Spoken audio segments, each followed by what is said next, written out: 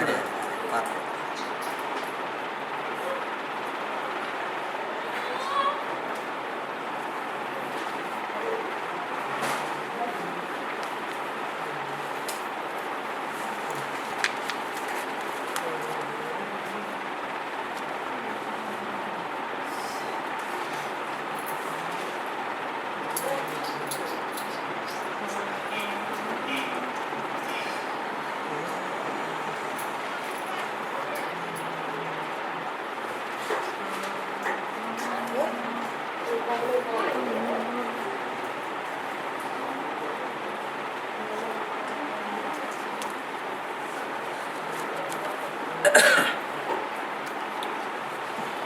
ఉదయకాలంలో మనం క్రైస్తవ్యానికి కలిగిన చారిత్రక రుజువుల్లోని పాఠంలో యేసు యొక్క పునరుద్ధానాన్ని గుర్చిన రుజువుల్లో భాగంగా ప్రత్యక్ష సాక్షుల యొక్క రుజువులను గురించి ఆలోచించాం. గత మాసంలో మనం ఒక నూతనమైన అంశాన్ని ప్రారంభించాం. అదేమిటో మీకు తెలుసు, యేసు ప్రారంభించిన క్రైస్తవ ఉద్యమం. కనుక యేసు ప్రారంభించిన క్రైస్తవ ఉద్యమంలో మనం పాల్గొనడానికి అవసరమైన వాటిని కొద్దిగా ఆలోచించి వస్తాం. అందులో విశేషంగా సువార్త ప్రకటన మరియు ఆ స్థానిక సంఘాలని నాటుట అనే అంశాన్ని గురించి ఆలోచించాం. కొద్దిగా రివ్యూ చేస్తాను, ఎందుకంటే కొంతమంది కొత్త వాళ్ళు ఉన్నారు కాబట్టి పాత సంగతులను జ్ఞాపకం చేసి తర్వాత ఇది ప్రాక్టికల్ ఎక్సర్సైజ్గా ఉంటుంది, థియరీగా ఉండదు. ప్రాక్టికల్గా ఆలోచన చేయడానికి ప్రయత్నిద్దాం. ఎందుకంటే భోజనాలు చేశారు, నిద్రపోకుండా ఉండడానికి కూడా ఇది ఒక ఎక్సర్సైజ్. కనుక ఆ ఎక్సర్సైజ్ని మీకు ఇవ్వబోతా. దానికి ముందు ఈ పాఠాన్ని కొద్దిగా రివ్యూ చేస్తాను, ఎందుకంటే కొంత విననే వారు ఉన్నారు, వినకుండా ఉండేవారు కూడా. మరలా ఒకసారి క్విక్ రివ్యూ చేస్తే ఆ తర్వాత ప్రాక్టికల్ లెసన్లకి వెళదాం, అభ్యాస సిద్ధమైన కార్యక్రమానికి వెళదాం. అందులో విశేషంగా ఏంటి ఉద్యమం అంటే, ఒక లక్ష్య సాధన కోసం ఒక సమూహం కార్యక్రమం చేస్తుంది. ఒక సమూహంగా a group of people working together to advance their shared ideas by which a change or development brings. అంటే అర్థం ఏంటంటే, కొంతమంది కలిసి తమ అనుభవాలను నమ్మకాలను పంచుకొని ఒక మార్పుని తెచ్చే లక్ష్యంతో ఒక సాధనాన్ని చేయటం. కనుక ఒక మార్పుని మనం అనుభవించడం, ఆ అనుభవించిన క్రీస్తుతో మనం అనుభవించిన ఆ మార్పుని ఇతరులకి పంచుకోవడంలో ప్రభువు వారు బోధించిన బోధలో ఆయన ఉద్యమంలో ఉద్దేశం ఏమిటంటే, పాత నిబంధనకి లేకపోతే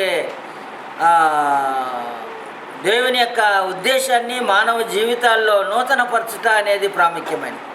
కనుక ఒక నూతనమైన ఉపదేశాన్ని ఆయన వాస్తవానికి మత్తయి రాసిన సువార్తలో మనం చూసినప్పుడు ధర్మశాస్త్రం ఎలాగంటుంది, నేనైతే ఎలాగంటున్నాను అనే పదప్రయోగాలు కనిపిస్తుంటాయి. దానికి కారణం ఏంటంటే, ఒక నూతనమైన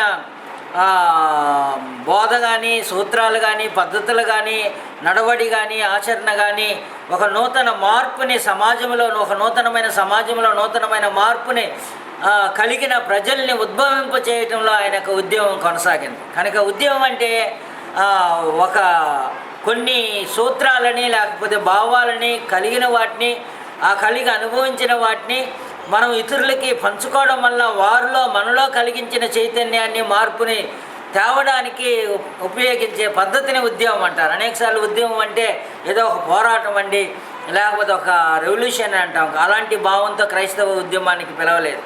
ఆ యొక్క ఉద్యమం అనగా ఏమిటో అనే దాన్ని మనం షార్ట్గా చూసాం. అందులో ఈ యొక్క నిర్వచనాన్ని మనం ఆంగ్లంలో, తెలుగులో చూసాం. ఒక లక్ష్య సాధన కోసం సామూహికంగా చేసే ఒక ప్రయత్నం, ఒక లక్ష్య సాధనం ఉంది. లక్ష్య సాధనం ఏమిటి? ఆయన సంకల్పానికి అనుగుణమైనది. ఏమిటి ఆయన సంకల్పంలో లక్ష్య సాధనం? మనం చదువుకున్నాం మొదటి పాఠంలో. మొట్టమొదటిగా నేను ఇక్కడికి వచ్చి ప్రతి ఒక్కరిని క్రీస్తులో చూడాలి, ప్రతి ఒక్కరిలో క్రీస్తుని చూడాలి. కనుక ప్రతి ఒక్కరిలో క్రీస్తుని చూడాలి, ప్రతి ఒక్కరిని క్రీస్తులో చూడాలి. ఈ యొక్క లక్ష్య సాధన అన్ని సాధించడానికి ఒక ఉద్యమ రూపంలో జరిగించే కార్యక్రమం. మనకు అది ఇవ్వబడిన పని. ప్రభువారు కూడా ఆయన కార్యక్రమంలో, ఆయన ఉద్యమంలో, సువార్త ప్రకటనలో ప్రాముఖ్యమైనది ఏమిటంటే దేవుని రాజ్య సంబంధులుగా, ఒక నూతనమైన ప్రజలుగా వారిని చూడాలనేది ఆయన యొక్క పరిచర్యలో ముఖ్యమైన భాగం. ఆయన అనేక సందర్భాలలో ఆయన ప్రజలతో మసులుకున్నప్పుడు ఆయన చూడగలిగిన ఒకే ఒక ప్రాముఖ్యమైన అవసరత ఏమిటంటే ఆత్మలు నశించిపోయి ఉన్నాయి, అది చూడగలిగాడు. కనుక ఆ నశించిన ఆత్మల్ని పునర్జీవింప చేయడమే ఒక ఉద్యమంగా ఆయన ఉద్యమంలో కనిపిస్తూ ఉంటుంది. కనుక మనము సువార్త ప్రకటనలో స్థానిక సంఘాలు కానీ, క్రైస్తవులు కానీ, సువార్థికులు కానీ ఈ యొక్క లక్ష్య సాధనం కోసం సామూహికంగా, కలిసికట్టుగా, ఒక ఉమ్మిడి సమాజంగా మనం ప్రయత్నం చేసే కార్యక్రమం. కనుక ఆ లక్ష్య సాధనం కోసం, లక్ష్య సాధనం ఏమిటంటే ప్రతి వారిని క్రీస్తులో నూతనంగా చూడాలి, ప్రతి వారిని క్రీస్తులో నూతనంగా చూడాలి, ప్రతి వారిలో క్రీస్తును చూడాలి అనే పౌలు యొక్క గమ్యాన్ని, అనాది సంకల్పంలో దేవుడు ఏదైతే ఉద్దేశించాడో దానిని మనము కొనసాగించట్లో ఉన్నాం. ఆయన కొనసాగిస్తూ ఉంటాడు. ఆయన కొనసాగించే ఆయనతో కూడా మనము కలిసి ఆయనతో పాల్పంపులు పొంది ఆ యొక్క కార్యసిద్ధి చేసే కార్యక్రమంలో మనం కొనసాగుతూ ఉంటాం. కనుక ఆ యొక్క లక్ష్య సాధన కొరకైన కార్యక్రమాన్ని మనం ఆలోచన చేస్తున్నాం. ఇందులో పాత నిబంధనలో కానీ, క్రొత్త నిబంధనలో కానీ ఎవాంజలిజం అంటే ఏమిటో మనం చూసాం. మరొక ప్రశ్న అడగదలుచుకున్నాం, ఎవాంజలిజానికి ప్రీచింగ్కి ఏమి వ్యత్యాసం? ప్రీచింగ్ అంటే ఏమిటి, ఎవాంజలిజం అంటే ఏంటి? గత క్లాసులో పాల్గొన్న వాళ్ళు చెప్పాలి, లేకపోతే మీరు నోట్స్లో రాసుకోలేదన్నా. ఏంటి ఎవాంజలిజం అంటే ఏమిటి, లేకపోతే ప్రీచింగ్ అంటే ఏమిటి?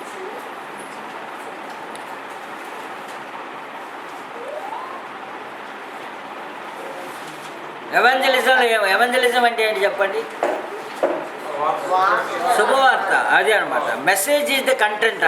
అక్కడ ఏమిటంటే దానిలో ఎవాంజలిజంలో గుణం ఏమిటంటే, స్వభావం ఏమిటంటే అందులో శుభవార్త ఉంటుంది. శుభవార్త ఉండడం అనేది ఎవాంజలిజం. ఆ శుభవార్తను ప్రకటించడం అనేది ప్రీచింగ్ అనమాట. కనుక ప్రీచింగ్ అనేది బహిరంగ ప్రకటన చూపేది, బహిరంగ సువార్త ప్రకటించేవాడు ఎవాంజలిస్టు లేకపోతే ప్రీచర్ అంటారు. కానీ సందేశం యొక్క స్వభావాన్ని చూపించేది ఎవాంజలిజం.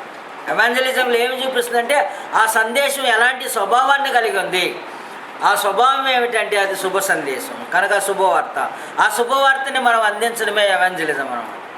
కనుక ఎవాంజలైజింగ్ అంటే ఆ శుభవార్త వలన ఒక మార్పుని తేవడం అనేది.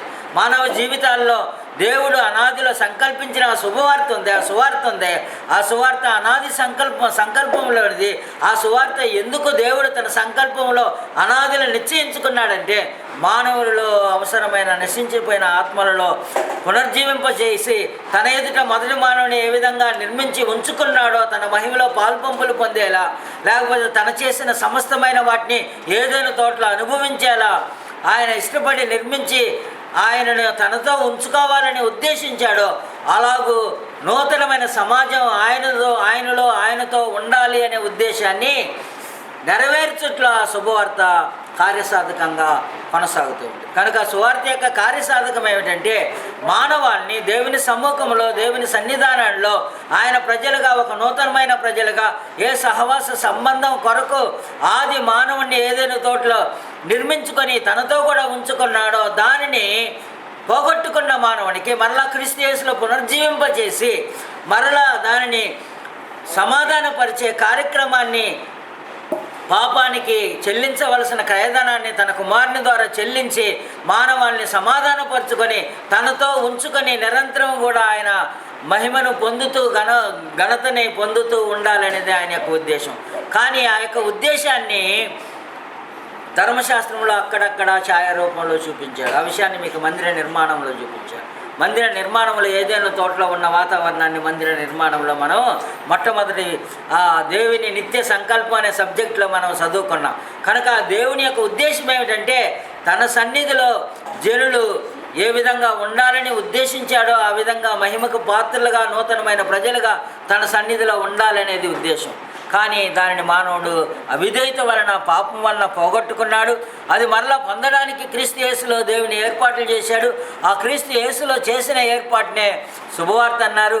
ఆ శుభవార్తనే మనకి అందించట్లో ఒక కార్యసాధకం చేయడానికి ఉద్దేశించబడింది. కనుక స్థానిక సంఘమైన, క్రైస్తవులైన, సువార్థికులైన ఈ శుభవార్తని మానవాళిని దేవుని సన్నిధిలో నిలపడానికి, లేకపోతే నూతనమైన ఒక సమాజంగా కట్టడానికి ఉద్దేశించిన పరిచర్యగా ఉండాలి. అలాగూ కాకుండా మరొక ఉద్దేశంతో ఉంటే అది ఫలభరితమైన సువార్త పని కాదు, అది దేవుని సంకల్పంలోని సువార్త పని కాదు.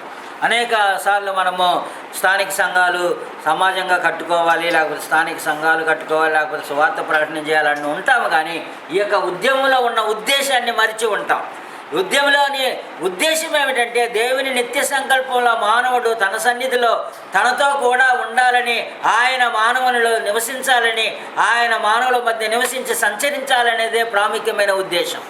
ఏ విధంగా ఏదైనా తోటలో మానవునితో దేవుడు సంచరించాడో, ఉన్నాడో, ఉనికి కలిగి ఉన్నాడో, సంచరించాడో, ఆ విధంగా మానవుడు దేవుని సన్నిధిలో నివసించి సంచరించాలి. దేవుడు మానవునితో కూడా కలిసి సంబంధ బాంధవ్యాన్ని, నిబంధనలో అటు పాత నిబంధనలో కానీ ఇటు కొత్త నిబంధనలో కానీ ఉన్న ముఖ్య ఉద్దేశం ఏమిటంటే, నేను మీకు తండ్రిని ఎందును, మీరు నాకు ప్రజలై ఎందురు, లేకపోతే కుమారులు కుమార్తెలై ఎందురు, నేను మీకు దేవుడై ఉంటాను, మీరు నాకు ప్రజలై ఉంటారు, మీ మధ్య నివసించి నేను సంచరింతును. ఇది ప్రాముఖ్యమైన మాట. కనుక నేను మీ మధ్య నివసించి సంచరింతును అనే ఆ ఉద్దేశాన్ని మన జీవితాల్లో దేవుని యొక్క నివాసంగా, మన యోహాను రాసిన సువార్త 17వ అధ్యాయంలో చదువుకున్నాం. మీరు నా యందును నేను మీ యందును ఉన్నట్లుగా మీరు నా యందు ఉన్నట్లు నేను తండ్రి మీ యొద్ద ఉండినట్లు. కనుక మీ యొద్ద నివసించడం, మానవుల మధ్య దేవుని యొక్క నివాసం అనేది ప్రాముఖ్యమైనది. ఆ నివాసం ఏర్పడుటకు పరిచర్య గమ్యమై ఉండాలా, గురి అయి ఉండాలా. ఆ గమ్యం లేకపోతే అది క్రైస్తవ ఉద్యమం కాదు. క్రీస్తు స్థాపించిన ఉద్యమం యొక్క ముఖ్య ఉద్దేశం అది. ఆ ఉద్దేశంతో మనము ఏ విధంగా దాన్ని దేవునితో కూడా ఆ పాల్పంపులు పొందే విధంగా దాన్ని చేయొచ్చు. కనుక ఎవాంజలిజం యొక్క క్రియాత్మకమైన నిర్వచనాన్ని గురించి మనం ఆలోచన చేసాం. ఏంటి క్రియాత్మకమైన నిర్వచనం?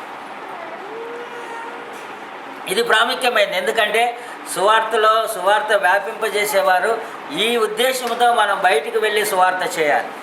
మనం థియరీ నేర్చుకోవచ్చు అనేకమైనవి, కానీ ప్రాక్టికల్గా సువార్తలోనికి వెళ్ళినప్పుడు దేవుని యొక్క ఉద్దేశం కలిగి ఆ ఉద్దేశంతో సువార్త పనిచేయాలి. అప్పుడు మనము దేవుని పనిముట్టుగా ఉండడానికి, దేవుని ఉద్దేశాన్ని నెరవేర్చే దేవుని సాధనంగా మనం వాడబడడానికి అవకాశం ఉంటుంది. లేకపోతే మనం ఊరికేదో కూడుకుంటున్నాం, నేర్చుకుంటున్నాం, వెళ్ళిపోతున్నాం అనే రూపంలో ఉంటుంది. కానీ దేవుని ఉద్దేశంలో దేవుడు కోరుకున్న రూపంలో మనము కార్యసాధకం చేయకుండా, పని చేయకుండా మిగిలిపోవడానికి అవకాశం ఉంటుంది. కనుక నిర్వచనం ఏమిటి?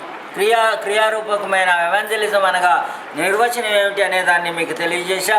అందులో దాని మూల పదం యొక్క నిర్వచనం శుభవార్త అని. కనుక ఎవాంజలిజం అనే మాట ఎక్కడి నుంచి వచ్చింది? హెబ్రీలో బాసరా అనే మాట ఉంది. ఒక కార్యమును చూపించే నామవాచకంగా ఉంది. కనుక పాత నిబంధనలో, క్రొత్త నిబంధనలో చూసినప్పుడు కుటుంబంలో శుభవార్త, సైనికుల యుద్ధంలో శుభవార్త, మహా సమాజంలో నీతి సువార్తను ప్రకటించే ఆత్మ సంబంధమైన సువార్తను గురించి కూడా నేర్చుకున్నాం. కీర్తన గ్రంథము 40వ అధ్యాయము 9-10 వచనాల్లో మహా సమాజంలో నీతి సువార్త ప్రకటించడం. మన పని ఏమిటంటే ఈ సర్వ సమాజంలో దేవుని నీతిని ప్రకటించడం. సువార్త దేవుని నీతి అయి ఉంది కనుక సువార్త దేవుని నీతి, కనుక దేవుని నీతి అయిన సువార్తని మనము ప్రకటించడంలో పని కలిగి ఉండాలి. ఆ సువార్త వలన ఒక నూతనమైన సమాజాన్ని కట్టుట్లో పని కలిగి ఉండాలా. కీర్తనల గ్రంథం ఒకటి చదువుతాం. కీర్తనల గ్రంథం 40వ అధ్యాయము 9-10 వచనాల్లో మనం చదువుకున్న భాగమే ఇంతకు మునుపు మరలా చెప్పాల్సి వచ్చింది. ఎందుకంటే ఏ సమాధానం రావడం వల్ల. నోట్స్లు రాసుకోలేదా? రాసుకున్నారు, మరి చెప్పొచ్చుగా. కాదు, 9-10 వచనాల్లో మనం చూసినప్పుడు, నా పెదవులు మూసుకొనక మహాసమాజంలో నీతి సువార్తను నేను ప్రకటించి ఉన్నానని నేనంటిని. యెహోవా అది నీకు తెలిసే అన్నది.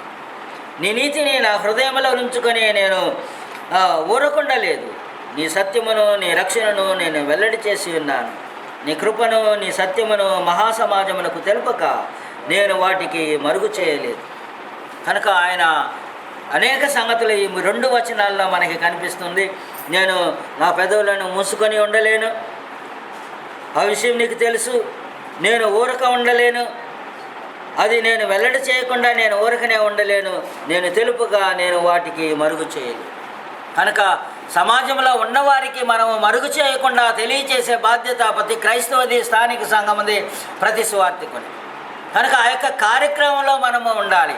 మహాసమాజంలో నీతిని ప్రకటించేవారుగా, క్రీస్తు యొక్క సువార్తను ప్రకటించేవారుగా, అటు పాత నిబంధనలో కానీ క్రొత్త నిబంధనలో కానీ ప్రతి ప్రజలకు నిత్య సువార్తను ప్రకటించాలని ప్రకటన గ్రంథం వచనం చూసాం. శ్రీమంతులకు దేవుని మహిమగల సువార్తని, నిత్య సువార్తని, మహిమగల సువార్తని మనల్ని క్రీస్తు యేసులో నూతనపరుచుకొని, వాస్తవానికి 2 కొరింథీయులకు రాసిన పత్రిక 4వ అధ్యాయము 5వ వచనం 7వ వచనంలో ఇది ప్రాముఖ్యమైన వాక్య భాగం. ఎందుకంటే ఇది నూతన సృష్టిని గురించి తెలియచేసే వాక్య భాగం. ఈ వాక్య భాగంలో 4వ అధ్యాయంలో మనం చూసినప్పుడు ఆయన క్రీస్తు యేసునందున్నవారు నూతన సృష్టిగా ఉన్నవారు, ఇదిగో పాతవి గతించెను అని 5వ అధ్యాయంలో చెప్పకముందు, కాగా ఎవడైనా క్రీస్తు యేసునందున్న ఎడల వాడు నూతన సృష్టి, పాతవి గతించెను, ఇదిగో క్రొత్తవాయను. కానీ క్రొత్తమైన ఈ పాత వాటిని తొలగించి సిలువ వేసి నూతన పురుషుడిగా తయారు చేయడం ఎందుకంటే ఈ మంటి ఘటాలలో ఆయన ఏదో ఉంచాడు. ఈ మంటి ఘటాలని ఒక సాధనాలుగా, మహిమ ఘటాలుగా ఆయన వాడుకోవడానికి ఉద్దేశించాడు. కనుక నువ్వు నేను క్రీస్తులో ఉంటే నీ పరిచర్య, నా పరిచర్య ఈ ఉద్యమం అయి ఉండాలి.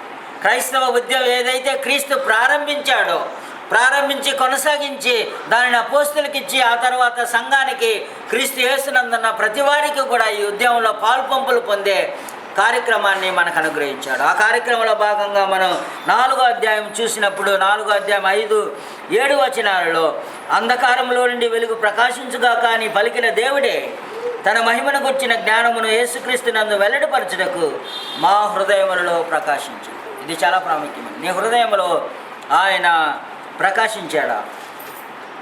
ఆయన అంటున్నాడు, ఏ దేవుడైతే వెలుగు ప్రకాశించునుగాక అని పలికాడు, అంధకారంలో నీ వెలుగు ప్రకాశించునుగా కానీ పలికాడు, అదే దేవుడు తన మహిమను గుర్చిన జ్ఞానమును క్రీస్తు యేసునందు వెల్లడిపరచుటకు. కనుక క్రీస్తు యేసునందు వెల్లడిపరచుటకు మా హృదయంలో ప్రకాశించడం ఏంటి? క్రీస్తు చనిపోయాడు, క్రీస్తు లేవనెత్తబడి లోకానికంతా ఆయన మరణం చాటించబడింది. అలాగున్నప్పుడు నా హృదయంలో ప్రకాశించేది ఎందుకు? ఆయన సిలువ సాలదా? ఆయన సిలువ ఎత్తబడినప్పుడు అనేకులు ఆకర్షింపబడతారని ఆయన చెప్పాడు కదా. అలాగూ ఆకర్షింపబడినప్పుడు మన హృదయంలో ఎందుకు ప్రకాశించి అందరికీ వెల్లడిగేలా మన హృదయంలో ఎందుకు ప్రకాశించాలి అంటే, ఆయన తరువాత ఆయనకు బదులుగా ప్రతినిధులుగా భూమి మీద ఉన్నవారు క్రీస్తు యేసునందు ఉన్నవారు.